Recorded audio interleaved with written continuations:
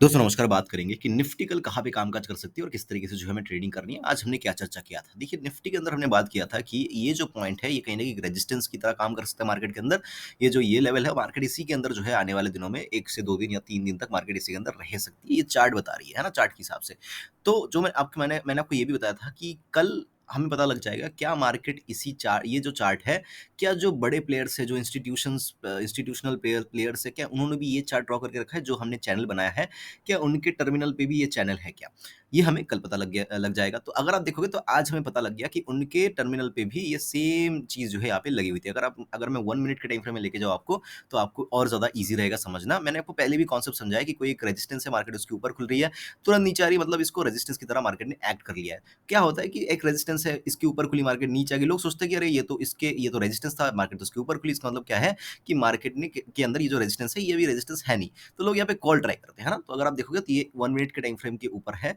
अगर मैं चार्ट को देखने की कोशिश करूँ 1 मिनट के टाइम फ्रेम के ऊपर 9 बज के 15 मिनट पे देखो कि मार्केट यहाँ पे खुली, 1 मिनट के अंदर इसके नीचे आ गई और पूरे दिन मार्केट इस पॉइंट को ब्रेक नहीं कर पाई। एक भी पॉइंट से मार्केट ने इस पॉइंट को ब्रेक नहीं किया, इसको एज़ अ रेजिस्टेंस मार्केट पूरा दिन ट्रीट करती रही। हाँ, नीचे की तरफ बहुत ज़्यादा नीचे नहीं आ पाई मार्केट, लेकिन ओवरऑल मार्केट जो है थोड़ा-सा हमें इस तरीके से नज़र आई, है ना? सो अगर किसी ने यहाँ पे पुट लिया होगा, है ना? किसी पॉइंट से पुट लिया होगा, डेफ़िनिटली बहुत बड़े टारगेट्स नहीं मिले और अगर सुबह मतलब एकदम लास्ट में आफ्टरनून तक भी कैरी किया होगा, तो भी ये कहीं न कहीं कॉस्ट टू कॉस्ट या जो है थोड़ा बहुत प्रॉफ़िट में ही वो लोग निकले होंगे। बात करते हैं किस तरीके से जो है हम कल सोच सकते हैं मार्केट के अंदर, सेलर क्या सोच रहा होगा? तो अभी हमें पता लग गया कि सेलर के टर्मिनल पे जो है ये जो चार्ट है, ये जो हमने बना के रखा है, ये सेलर के टर्मिनल पे जो बड़े प्लेयर्स हैं, उनके टर्मिनल पे भी ये सेम चार्ट लगा हुआ है। अभी अगर मैं ओवरऑल देखने की कोशिश करूँ, तो ये जो पॉइंट है, ये कहीं न कहीं 22,400 के आसपास आ रहा है, राइट? तो अगर मैं एक बार निफ्टी 22,400 का जो कॉल है ना? उसको अगर मैं एक बार देखने की कोशिश करूँ, ये 25th मार्च को, राइट? 25th मार्च का ये चार्ट है, ओके। सो कॉल के अंदर क्या सीन चल रहा है? ओके, कॉल के अंदर बहुत ही प्यारा सीन है, ये देखो, ये देखो। हुआ क्या? ये एक पॉइंट था जो एक रेजिस्टेंस की तरह काम कर रहा था, मार्केट इसके ऊपर खुली तो सेलर को लॉस हुआ, सेलर तुरंत इसको नीचे लेके आया। ये पॉइंट आ रहा है 115 के आसपास, राइट?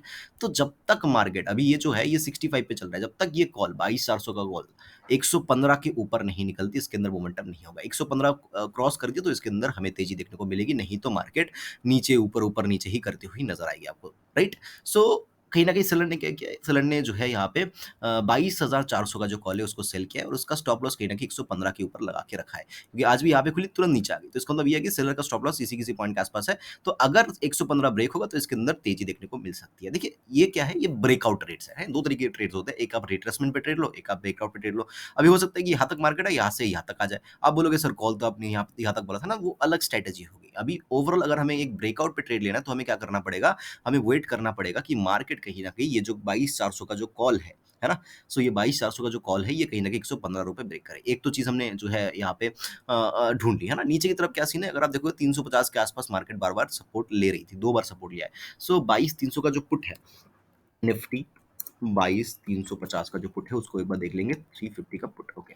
सो यस, 350 के पुट को अगर मैं देखूँ, तो कहीं न कहीं 350 का जो पुट है ओवरऑल अगर आप देखोगे, तो ये कहीं न कहीं ये देखो, ये यहाँ से लेके यहाँ तक इसको लेके आया गया, 15 तारीख के आसपास यहाँ से इसको जंप किया गया, फिर जो है ये नीचे आ रही है ना? नीचे आके ऑलमोस्ट जो है यहाँ से सपोर्ट ले लिया। तो चांसेस क्या है? चांसेस ये है कि यहाँ से ये पुट ऊपर जा सकता है। कहाँ तक? ये ₹84 के आसपास चल रहा है, ये कहीं न कहीं जा सकता है ₹160 के आसपास। मतलब ये पुट जो है, हो सकता है कल के दिन आपको डबल होता हुआ नज़र आए। लेकिन ये पुट नल एंड अवॉइड हो जाएगा अगर ये ₹50 के नीचे, है ना? ₹50 के नीचे ट्रेडिंग करने लगा, तब कॉल के अंदर स्पाइक्स आएँगी, तब पुट के अंदर स्पाइक्स नहीं आएँगी, है ना? तो ये एक लास्ट जो है ये एक सीन है जहाँ पे मार्केट को रोक रोक के जो है यहाँ पे ऊपर की तरफ लेने के जो पुट है उनको जो है स्पाइक्स कराने की कोशिश किया जा रहा है। देखिए काम ऐसे ही होता है। कॉल के अंदर क्या सीन है, कॉल जो है एक तरीके से गिरे जा रही, गिरे जा रही, गिरे जा रही है। जहाँ पे सेल हुआ था उससे नीचे गिरे जा रही है। लेकिन पुट में क्या सीन है, पुट को सेल किया गया था ऊपर, नीचे आई, फिर से ऊपर लेके गया, किसी ने यहाँ पे बाय भी किया, फिर से जो है इस रेजिस्टेंस के आसपास लेके आया, फिर यहाँ से फिर से नीचे लेके आएगा, फिर इसी पॉइंट के आसपास फिर से लेके आके, फिर यहाँ से फिर से ऊपर वो लोग लेके जा सकते हैं और फिर क्या होगा, पुट कॉल जो है वो अपने तरीके से गिरता जाएगा। तो ये कुछ कॉन्सेप्ट्स है, ये धीरे-धीरे आपको समझ में आने लगेंगी। सो पुट के अंदर सेम सीन जो है हमें ये चीज़ देखने को नज़र आ रही है। ओके। सो किस तरीके से हमें प्लान बनाना है अभी? देखिए मार्केट अगर फ्लैट खुलते तो ये मतलब बेस्ट ट्रेड रहेगी।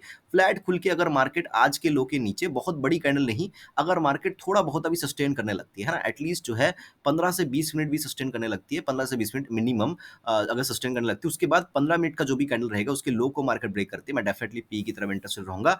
मिनिमम टारगेट्स 22,250 के आसपास तक का मिनिमम टारगेट्स जो है मिल सकता है हमें। हाँ, यहाँ पे बहुत ही कम टारगेट्स मिलेंगे, क्योंकि हो सकता है 5 में 10-15 मिनट के अंदर मार्केट आ जाए 22,320 पे, हमारी एंट्री कहाँ पे हो 22,320 के नीचे। सो हमें कहीं ना कहीं फिर जो है यहाँ पे 50 पॉइंट्स या 70 पॉइंट्स ही मिलेंगे, 150 पॉइंट्स नहीं मिलेंगे। तो ये चीज़ है, लेकिन हाँ डेफिनेटली मैं इसके नीचे एक बार मार्केट को देखूंगा, क्योंकि मार्केट क्या हो रही है, मार्केट रेजिस्टेंस के पास क्या कर रही है, टाइम स्पेंड कर रही है। हो सकता है ये टाइम स्पेंड करके थोड़ा सा कल और टाइम स्पेंड करे, फिर उसके बाद ऊपर निकल जाए, ये भी हो सकता है ना। सो फ्लैट खुलकर नीचे आ रही है तो 15 मिनट का कैंडल उसके नीचे जो है मैं डेफिनेटली पी की तरफ इंटरेस्टेड होऊंगा। लेकिन अगर 15 मिनट का कोई कैंडल बना यहाँ पे, राइट, 15 मिनट का कोई कैंडल बना और उसके हाई को मार्केट ब्रेक कर रही है, तो यहाँ पे मैं थोड़ा सा कॉल की तरफ इंटरेस्टेड हो जाऊंगा। टारगेट मिनिमम यहाँ तक के मिल सकते हैं और इसके ऊपर फिर देखा जाएगा कि मार्केट ब्रेकआउट देती है कि नहीं।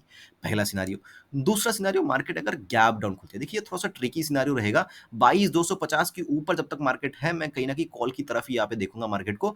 जैसे ही 250 ब्रेक होगा, मैं यहाँ पे पुट की तरफ जो है शिफ्ट हो जाऊंगा। तो गैप डाउन के केस में सिंपल सा सिनारियो रहेगा, 22,250 तक कोई पुट का ट्रेड मेरे टर्मिनल पे नहीं रहेगा। लेकिन जैसे ही 22,250 टूटेगा, मैं डेफिनेटली पी की तरफ इंटरेस्टेड हो जाऊंगा। तो 22,250 के ऊपर आपको कॉल ट्राई करना है, प्राइस एक्शन देख के ये नहीं, ये चीजें जो है ड्यूरिंग द मार्केट देखी जाएगी। लेकिन हाँ, 250 के नीचे मैं डेफिनेटली पी की तरफ ही इंटरेस्टेड हो जाऊंगा। ये दूसरी चीज होगी। तीसरी चीज, फ्लैट खुल के अगर मार्केट ऊपर चलने लगती है, देखिए जब तक वो जो कॉल है ना 115 रुपए के ऊपर नहीं जाती, 22,400 का कॉल 115 रुपए के ऊपर नहीं जाती, तब तक जो है हम यहाँ पे कॉल के बारे में नहीं सोच सकते। तो कॉल कब लेंगे, 22,400 का जो कॉल है स्ट्राइक प्राइस का, तो जब वो 115 रुपीज जो है ब्रेक करेगा, तभी जो है हम यहाँ पे कॉल के बारे में सोचेंगे। नहीं तो क्या हो सकता है, मार्केट इसी रेंज के अंदर कल भी रह सकती है। तो मेरे लिए बेस्ट सिनेरियो क्या है, मार्केट यहाँ पे खुले, इसी के अंदर रहे और कहीं ना कहीं 1 बजे के बाद, 12 बजे के बाद इसको ब्रेक करे, तो बड़ी तेजी देखने को मिल सकती है। मैंने ना 500 का लेवल भी ये कुछ खास जो है मैटर नहीं करेगा। देखिए समझना पड़ेगा आपको कि जो एक्सपायरी है वो है 2 दिन बाद, ठीक है? तो कल का दिन इंपॉर्टेंट होता है निफ्टी के लिए। तो कल निफ्टी को कैसे, जो अगर निफ्टी को ऊपर जाना है, तो कल ही 22,500 को क्रॉस करना पड़ेगा। तो इसका मतलब ये है कि कल अगर मोमेंटम आएगी, तो ये 22,500 का रेजिस्टेंस जो हम सोच रहे थे, ये भी उतना मैटर नहीं करेगा। तब क्या होगा, 22,500 को ब्रेक करके इसी को सपोर्ट बना के फिर ऐसे ऊपर मार्केट चली जाएगी और नेक्स्ट दिन मार्केट इसी को सपोर्ट बना के इसके आसपास घूम के बंद हो जाएगी। तो 22,500 टूटना बहुत इंपॉर्टेंट है अगर मार्केट को ऊपर जाना है। अगर नहीं जा पाती तो जो है थर्सडे के दिन भी मार्केट नहीं जा पाएगी। ये एक सिंपल सी सिनेरियो रहेगी। मार्केट अगर गैप अप खुलती है, देखिए गैप अप खुलती है मार्केट ने, जैसे कल भी अगर आपको याद होगा, मैंने कल भी बताया था कि सेम चार्ट बन सकती है। सेम चार्ट, ये नीचे ही खुलते ही फिर यहाँ पे स्लो स्लो स्लो, आज भी खुलते ही नीचे ही फिर यहाँ पे स्लो स्लो स्लो स्लो। तो सेम चार्ट 2 बार बन चुका है, तीसरी बार बन सकता है, इसमें कोई दोहराई नहीं कि यहाँ पे खुली और यहाँ पे आ गई। लेकिन इस सिनेरियो में कल मैं ट्रेड करना नहीं पसंद करूंगा, क्योंकि देखो हुआ क्या कि मार्केट के अंदर ये जो पुट सेलर्स है, धीरे-धीरे ऊपर की तरफ आ रहे हैं ना, धीरे-धीरे ऊपर की तरफ आ रहे हैं। सो मैं पुट तभी लूँगा जब ये जो इन पॉइंट्स को मार्केट ब्रेक कर देगी। गैप अप खुलने के बाद अगर इन पॉइंट्स को ब्रेक करती है, आज के क्लोजिंग के नीचे आ जाती है, तब मैं पुट ले लूँगा।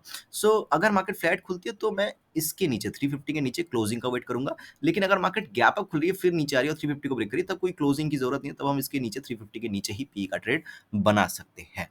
तो ये ओवरऑल जो है निफ्टी का एनालिसिस रहेगा कल के लिए। आई होप कि वीडियो अच्छा लगा होगा। मुझे सुनने के लिए आपका बहुत-बहुत धन्यवाद।